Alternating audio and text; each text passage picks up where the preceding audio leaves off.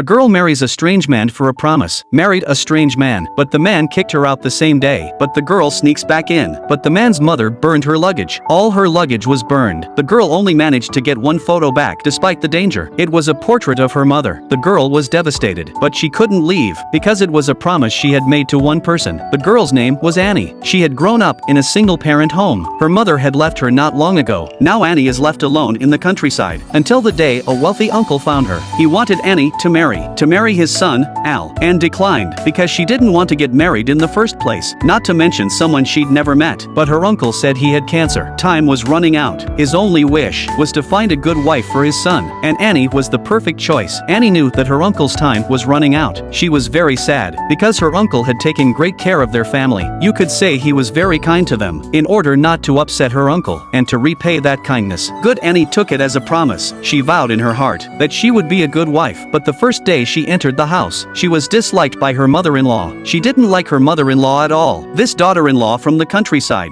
her ideal daughter-in-law, was a rich girl who had a crush on Al, because the rich girl's family is very powerful in the local community is very powerful. The old woman promised the rich girl that she would be her daughter-in-law, and that she would be in a position so that she could move up the ladder of the rich. The old woman outwardly obeys her husband's wishes, but behind her back, she's doing everything she can to get rid of Anne. First, she ordered the maids to burn the luggage Annie brought with her. Then she makes Annie work with the servants. Even the maids despise Anne from the countryside. The maid deliberately threw a plate at Annie. The plate fell to the ground and shattered. The old lady arrived at the sound of her voice. The maid immediately put the blame on Annie. The old lady scolded Annie. "Do you know how much this plate is worth? You'll never be able to afford this plate in your lifetime." Annie was so upset that she couldn't speak. The old lady told Annie to get rid of the pieces. The family was going to have guests soon. Annie squatted down and picked up the pieces in silence. Her mother-in-law was still urging her on. In her haste, Annie cut her hand. Just then her fiancé came back. Al saw this and helped Annie to treat the wound. He didn't know yet that this poor girl was his wife. And when he learned that his father was going to marry him, Al had a big fight with his father. He told his father that he did not want to get married, and he would never marry someone he didn't know. But his father said, "I promise you'll fall in love sooner or later. You won't learn to grow up until you have a family." Unhappy,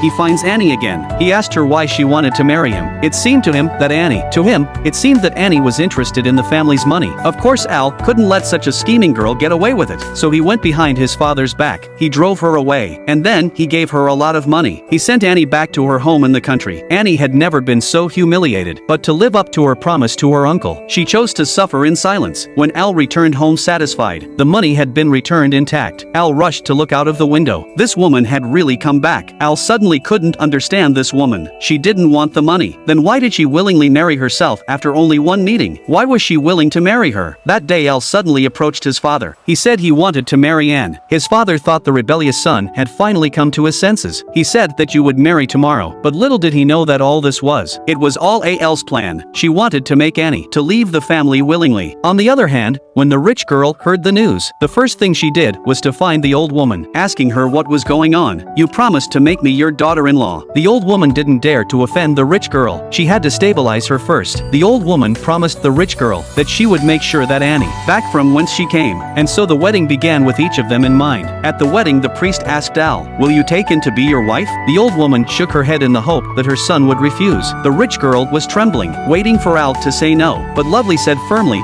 "I do." Hearing Al's answer, the old woman and the rich girl's hearts were instantly broken. When it was Anne's turn, she hesitated for a long time, but in the end she chose to keep her promise, saying "I do." The paralyzed sister and the rich man were delighted. They gave their sincere blessing to the couple after the wedding and greeted the old woman, only to be greeted by the old woman's threats.